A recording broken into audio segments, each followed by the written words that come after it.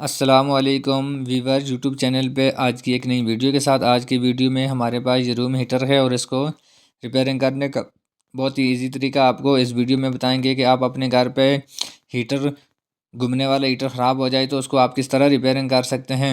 ये देखें, अभी जो है इसको हमने इसका स्विच वगैरह भी ऑन करते हैं और ये काम नहीं कर रहा, ना ही इसकी लाइट वगैरह ऑन होती है, ना ही ये गर्म होता है। उसके लिए अभी जो है इसको रिपेयरिंग करते हैं और बहुत ही आसान और ईजी तरीके। हमारी वीडियो को स्किप नहीं करना, हमारी वीडियो को एंड तक लाजमी देखना।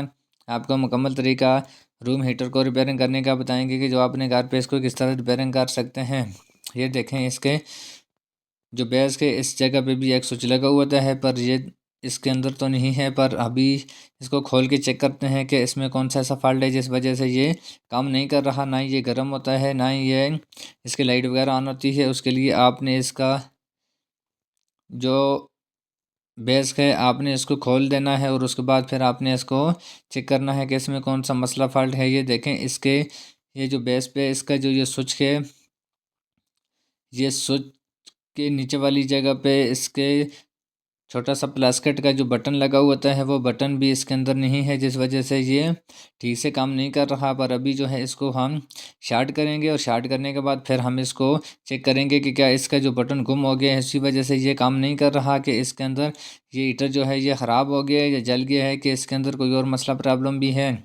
ये देखें, अभी जो है इसको हम रिपेयरिंग करेंगे और आपको तरीका बताएंगे कि इसको स्विच को आप अपने घर पे किस तरह शार्ट कर सकते हैं। शार्ट ही करने के अलावा अगर आप मार्केट से ला के भी नया लगा सकते हैं, अगर ना हो तो फिर आप इसको शार्ट कर के भी चला सकते हैं। बहुत ही आसान और ईजी तरीका है।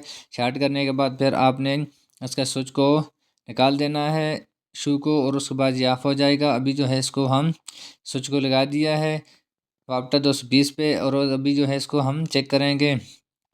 ये देखें, इसको जो है टेस्टर के साथ इसका स्विच को ऑन करते हैं, ये इसकी लाइट भी ऑन होती है और ये गर्म भी होता है। और उसके लिए आपने आपके पास कोई प्लास्टिक का छोटा सा पीस हो या आपके पास गत्ता वगैरह कोई भी इस तरह की चीज़ हो तो वो आप इस स्विच के नीचे वाली साइड पे आपने रख के इस स्विच को आपने ऑन कर देना है और उसके बाद फिर आपने इसको बंद कर देना है और उसके बाद फिर आपने इसको चेक करना है। बहुत ही आसान और इजी तरीका है जो आप अपने घर पे इसको रिपेयरिंग कर सकते हैं। अगर आपको हमारी वीडियो अच्छी लगी तो हमारे चैनल को सब्सक्राइब करें और बेल आइकन के बटन को प्रेस करें ताकि इस तरह की नए आने वाली वीडियो आप तक पहुंच सकें। ये देखें, अभी जो है हमने इसको दोबारा से बंद कर दिया है और उसके बाद इसको हम शू को हम इसको सेकंड में लगा के चेक करते हैं। और इसका ये जो है हीटर का जो लाइट है ये भी ऑन हो गई है और इसका जो गर्म वाला सिस्टम है वो भी ठीक हो गया है और इसमें अभी जो है कोई मसला प्रॉब्लम नहीं है।